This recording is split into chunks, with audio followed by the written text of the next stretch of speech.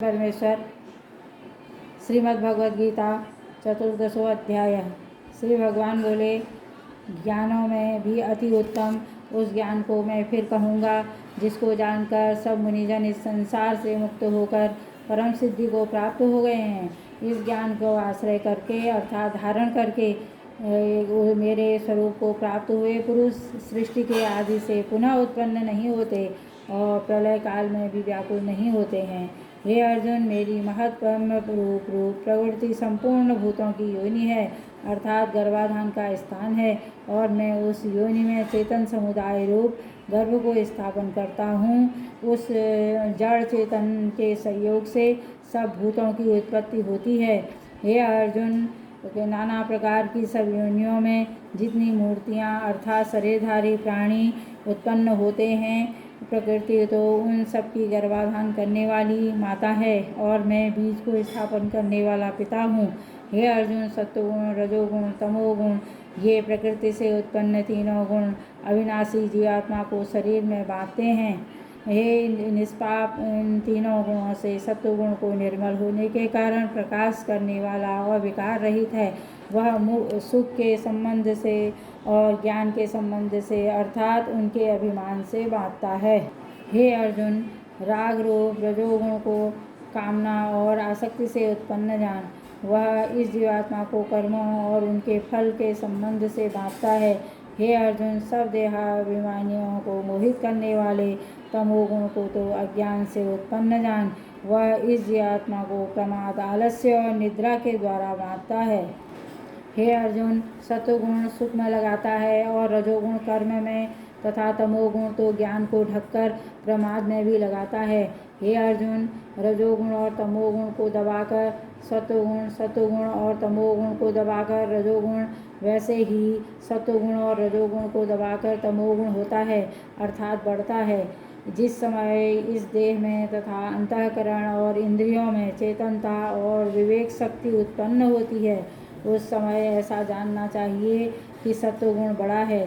हे अर्जुन, रजोगुण के बढ़ने पर लोभ, प्रवृत्ति, स्वार्थ बुद्धि से कर्मों का सकाम भाव से आरंभ, अशांति और विषय भोगों की लालसा ये सब उत्पन्न होते हैं। हे अर्जुन, तमोगुण के बढ़ने पर अंतःकरण और इंद्रियों में अप्रकाश, कर्तव्य कर्मों में अप्रवृत्ति और प्रमाद अर्थात व्यर्थ चेष्टा और निद्रा, अंतःकरण की मोहिनी प्रवृत्तियाँ ये सब ही उत्पन्न होते हैं। जब यह मनुष्य सत्वगुण की वृद्धि में मृत्यु को प्राप्त होता है, तब तो उत्तम कर्म करने वालों के निर्मल दिव्य स्वर्गादि लोकों को प्राप्त होता है। रजोगुण के बढ़ने पर मृत्यु को प्राप्त होकर कर्मों की आसक्ति वाले मनुष्यों में उत्पन्न होता है तथा तमोगुण के बढ़ने पर मरा हुआ मनुष्य कीट, पशु आदि मूढ़ योनियों में उत्पन्न होता है। श्रेष्ठ कर्म का तो सात्विक अर्थात सुख, ज्ञान और वैराग्य आदि निर्मल फल कहा है। राजस कर्म का फल दुख एवं तामस कर्म का फल अज्ञान कहा है।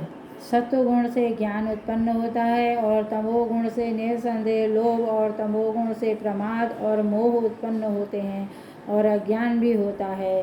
सत्वगुण में स्थित पुरुष स्वर्गादि उच्च लोकों को जाते हैं। रजोगुण में स्थित राजस पुरुष मध्य में अर्थात मृत्युलोक में ही रहते हैं और तमोगुण के कार्य रूप निद्रा, प्रमाद और आलस्य आदि में स्थित तामस पुरुष अधोगति को अर्थात कीट, पशु और नीच योनियों तथा नरकों को प्राप्त होते हैं। जिस समय दृष्टा तीनों गुणों के अतिरिक्त अन्य किसी को करता नहीं देखता और तीनों गुणों से अत्यंत परे सच्चिदानंद घन स्वरूप मुझ परमात्मा को तत्व से जानता है, उस समय वह मेरे स्वरूप को प्राप्त होता है। यह पुरुष शरीर की उत्पत्ति के कारण रूप इन तीनों गुणों को उल्लंघन करके जन्म, मृत्यु, वृद्धावस्था और सब प्रकार के दुखों से मुक्त हुआ परमानंद को प्राप्त होता है। अर्जुन बोले, इन तीनों गुणों से अतीत पुरुष किन किन लक्षणों से युक्त होता है और किस प्रकार से आचरण वाला होता है तथा हे प्रभु, मनुष्य किस उपाय से इन तीनों गुणों से अतीत होता है। श्री भगवान बोले, हे अर्जुन, जो पुरुष सत्व गुण के कार्य रूप प्रकाश को और रजोगुण कार्य रूप प्रवृत्ति को तथा तमोगुण के कार्य रूप मोह को भी न तो प्रवृत्त होने पर उनके द्वेष करता है और न निवृत्त होने पर उनकी आकांक्षा करता है। जो साक्षी के सदृश स्थित हुआ, गुणों के द्वारा विचलित नहीं किया जाता और गुण ही गुणों में बरतते हैं, ऐसा समझा हुआ तो सच्चिदानंद घन परमात्मा में एक ही भाव से स्थित रहता है एवं उस स्थिति से कभी विचलित नहीं होता। जो निरंतर आत्मभाव में स्थित, दुख सुख को समान समझने वाला, मिट्टी पत्थर और स्वर्ण के समान भाव वाला, ज्ञानी प्रिय और अप्रिय को एक सा मानने वाला, अपनी निंदा स्तुति में भी समान भाव वाला है, जो मान और अपमान में सम है, मित्र और बैरी में पक्ष में भी सम है एवं संपूर्ण आरंभों में कर्तापन के अभिमान से रहित है, वह पुरुष गुणातीत कहा जाता है।